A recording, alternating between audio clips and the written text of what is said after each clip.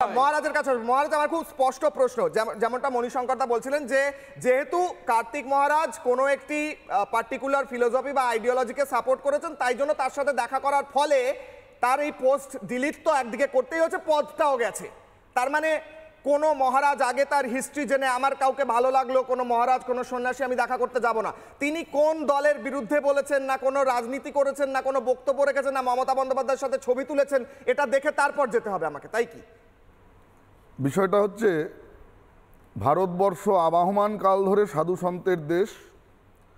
ভারতবর্ষের ইতিহাস সাক্ষ্য, যুগ যুগ ধরে রাজার রাজসভা অলঙ্কৃত করেছেন অনেক সিদ্ধ ঋষিগণ, যার জন্যে সেই ঋষিকুলের ব্যাপকতাকে ব্যাখ্যা করতে গিয়ে শাস্ত্র ঋষিগণকে প্রণাম করেছেন বন্দে মহাপুরুষতে চরণারবিন্দম। এইবার প্রশ্ন হচ্ছে, কার্তিক মহারাজ, স্বামী প্রদীপ্তানন্দজি ভারত সেবাশ্রম সংঘের একজন বরিষ্ঠ সন্ন্যাসী, ভারত সেবাশ্রম সংঘের প্রতিষ্ঠাচার্য স্বামী প্রণবানন্দজি, যিনি সেই সময় কলকাতায় নিজের গলার প্রসাদী মালাটা খুলে ডক্টর শ্যামাপ্রসাদ মুখোপাধ্যায়ের গলায় দিয়ে বলেছিলেন, তুই বাংলাটাকে রক্ষা করিস, তোকে বাংলার অভিভাবক করে গেলাম।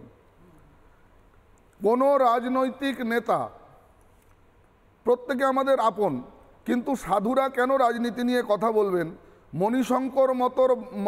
মণিশঙ্কর বাবুর মতন মানুষেরা যারা তৃণমূল কংগ্রেসের হিন্দু, তারা সেই দিন কোথায় ছিলেন যেদিন জনাব ফিরহাদ হাকিম প্রকাশ্য সভামঞ্চে বলছেন যে আমরা যারা ইসলাম বাদ দিয়ে অন্য ধর্মে জন্মেছে তারা দুর্ভাগা, আমরা সবাইকে দাওয়াতে ইসলাম জানাই। মণিশঙ্কর বাবুর মতো তৃণমূলের হিন্দুরা সেদিন কেন চেপে ধরলেন না যে জনাব ফিরহাদ হাকিম আপনি এই কথা বলতে পারেন না, আপনি উইথড্র করুন? তাহলে না, তাহলে আমাদের এক সেকেন্ড উনি শেষ করুন, তাহলে আমাদের মতন মানুষদের মুখ খুলতে হতো না। আমাদের না, উনি তো ধর্মযাজক নন যে আমরা সবাইকে দাওয়াতে ইসলাম জানাই, এটা উনি বলবেন কেন? উনি সংবিধান স্পর্শ করে প্রতিজ্ঞাবদ্ধ, সব ধর্মের প্রতি আমি সমান দৃষ্টি রাখবো। উনি কলকাতার মহানাগরিক, পাড়ার কেষ্টবিষ্টু নন। তাহলে আপনারা তৃণমূল কংগ্রেসের যারা হিন্দু ভাইয়েরা আছেন, তাদের জাতিসত্তা কেন বিকিয়ে দিলেন? তারা কেন সোচ্চার হলেন না? কেন বাংলার সাধু সন্তদের রাস্তায় নামতে হয়? কেন মাননীয় মুখ্যমন্ত্রী দাগিয়ে দেন, কেন মাননীয় মুখ্যমন্ত্রী দাগিয়ে দেন যে আমি কার্তিক মহারাজকে সাধু বলতে রাজি নই? কার্তিক মহারাজকে সাধু বলতে রাজি নই এই কথা বলার মানে তার গুরু পরম্পরা ধরে আপনারা অপমানিত করছেন, ভারতবর্ষের ঋষিকুলকে অপমানিত করছেন, ভারতবর্ষের ঋষি সাধক পরম্পরার ধারক বাহকদেরকে আপনারা অপমান করছেন। মমতা বন্দ্যোপাধ্যায় সেই বক্তব্য, মমতা বন্দ্যোপাধ্যায় কার্তিক মহারাজকে নিয়ে বক্তব্য রেখেছিলেন, স্পষ্টভাবে নিজের কি তার ভাবনা সেটা ব্যক্ত করেছিলেন। তার কারণেই কি আজ এই ব্যবস্থা নেওয়া হচ্ছে, কার্তিক মহারাজের সঙ্গে ছবি দেওয়া যাবে না? এটাই কি আজ তৃণমূলের রুল বুকে লেখা হয়ে গেছে প্রথম পেজে? প্রশ্ন থাকছে মমতা বন্দ্যোপাধ্যায় কি বলেছিলেন শুনুন। সব সাধু তো সমান হয় না। এই যে বহরমপুরের একজন মহারাজ আছেন, আমি শুনেছি অনেক দিন ধরে, কার্তিক মহারাজ, ভারত সেবা সংঘকে আমি খুব শ্রদ্ধা করতাম, কিন্তু যে লোকটা বলে আমি তৃণমূল কংগ্রেসকে এজেন্ট বসতে দেবো না, সে লোকটাকে আমি সাধু বলে মনে করি না। আমি একটি লোকের নাম করে বলেছিলাম, তার নাম কার্তিক মহারাজ, তিনি আমাদের এজেন্ট বসতে দেয়নি। তৃণমূল কংগ্রেসের ভোটের দুদিন আগে মুর্শিদাবাদে যে দাঙ্গাটা করিয়েছিলেন তার হোতা ছিলেন উনি।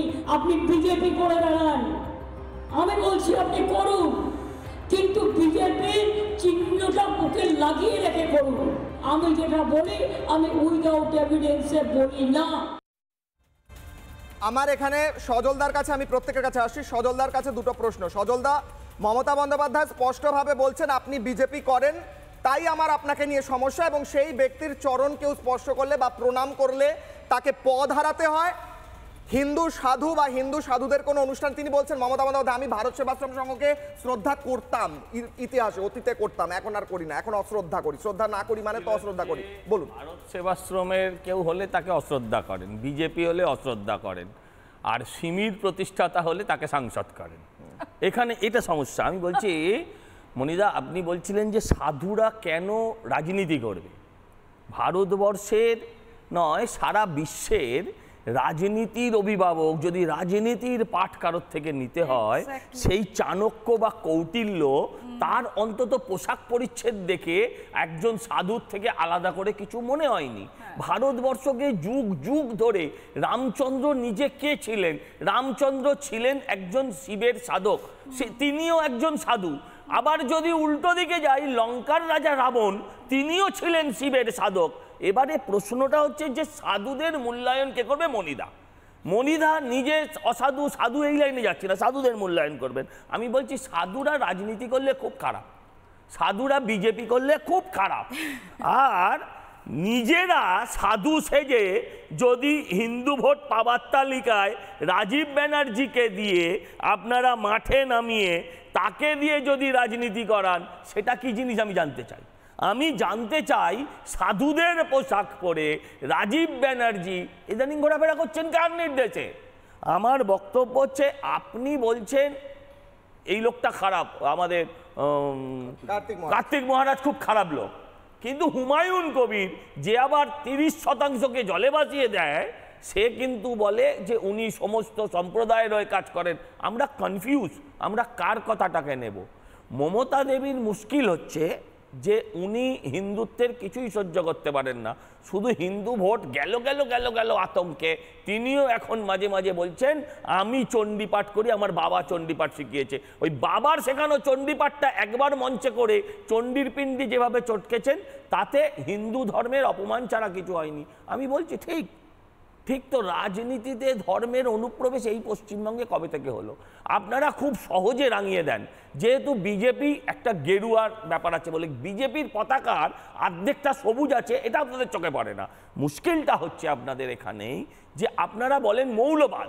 আচ্ছা বলুন তো, হিন্দু মৌলবাদ মানে কি? হিন্দু মৌলবাদ মানে কার্তিক মহারাজের মতন একজন মানুষ, হিন্দু মৌলবাদ মানে স্বামী বিবেকানন্দ বা তার মতন পোশাক পরা একজন মানুষ, হিন্দু মৌলবাদ মানে বিরাট মৌলবাদী, তার মানে বড় জোর আপনি যোগী আদিত্যনাথে যাবেন।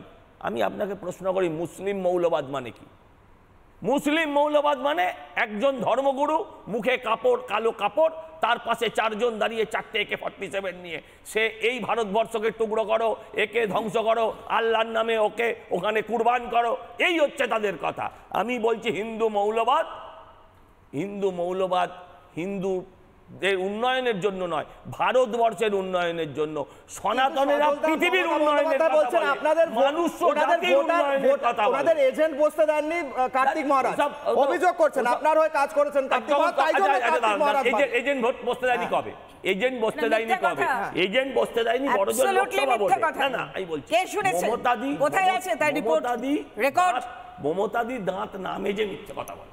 কবে লাস্ট সত্যি কথা বলেছেন?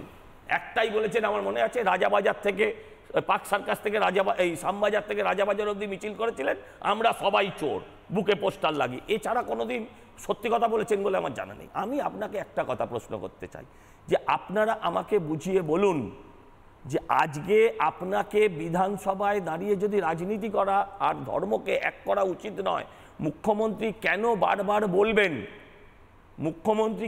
বারবার বলবেন যে আমি ব্রাহ্মণের মেয়ে, আমি চণ্ডীপাঠ করি? আমি আপনাদের জাস্ট একটা প্রশ্ন করতে চাই, পশ্চিমবঙ্গে, যেটা বলতে বলতে অন্য লাইনে চলে গেলাম, পশ্চিমবঙ্গে হিন্দু মুসলমানের রাজনীতি আজকে এটা শুরু করেছেন কে?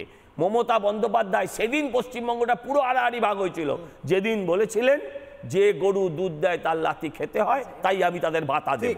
নানা ধরনের কন্টেন্ট দেখার জন্য লাইক করুন, শেয়ার করুন আমাদের ফেসবুক পেজ, সাবস্ক্রাইব করুন আমাদের ইউটিউব চ্যানেল। পাশাপাশি অন্যান্য ব্রেকিং নিউজের জন্য অবশ্যই চোখ রাখুন রিপাবলিক বাংলায়।